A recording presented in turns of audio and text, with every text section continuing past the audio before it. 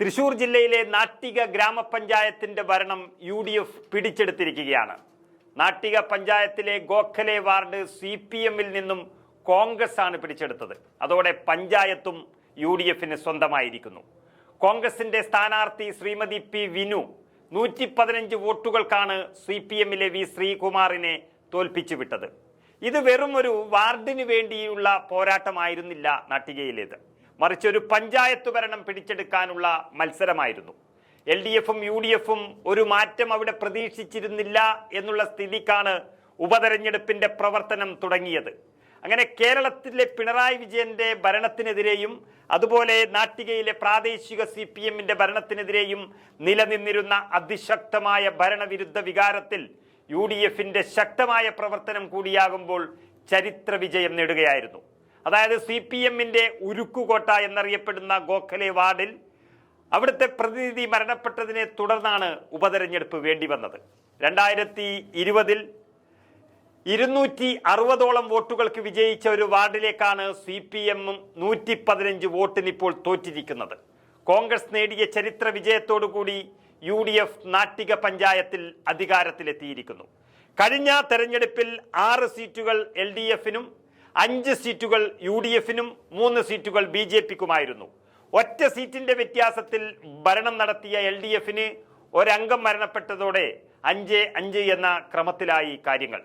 ഇപ്പോൾ UDF ആ ward പിടിച്ചെടുത്തതോടെ UDF 6-ഉം LDF 5-മായി മാറി. ഇനി ഒരു വർഷക്കാലം നാട്ടിക പഞ്ചായത്ത് UDF ഭരിക്കുകയാണ്. സംസ്ഥാനത്തെ 11 ജില്ലകളിലെ 31 തദ്ദേശ സ്വയംഭരണ വാർഡുകളിലേക്കാണ് ഉപതെരഞ്ഞെടുപ്പ് നടന്നത്. അതിന്റെ ഫലം പുറത്തു വന്നുകൊണ്ടിരിക്കുന്നു. ഇന്നലെയായിരുന്നു ഉപതെരഞ്ഞെടുപ്പുകളെല്ലാം നടന്നത്. 31 തദ്ദേശ സ്വയംഭരണ വാർഡുകളിലേക്ക് ഇന്നലെ നടന്ന ഉപതെരഞ്ഞെടുപ്പിൽ 61.87% പേരാണ് വോട്ട് രേഖപ്പെടുത്തിയത്. 44,262 പുരുഷന്മാരും 49,197 സ്ത്രീകളും ഒരു ട്രാൻസ്ജെൻഡറും അടക്കം 93,454 പേർ വോട്ട് രേഖപ്പെടുത്തി എന്നാണ് തെരഞ്ഞെടുപ്പ് കമ്മീഷണർ അറിയിച്ചിരിക്കുന്നത്.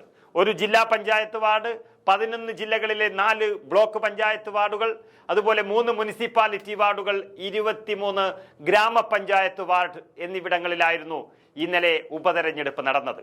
ഇന്ന് രാവിലെ 10 മണിക്ക് തന്നെ വോട്ടെണ്ണൽ ആരംഭിച്ചു. ഫലം വന്നുകൊണ്ടേയിരിക്കുന്നു.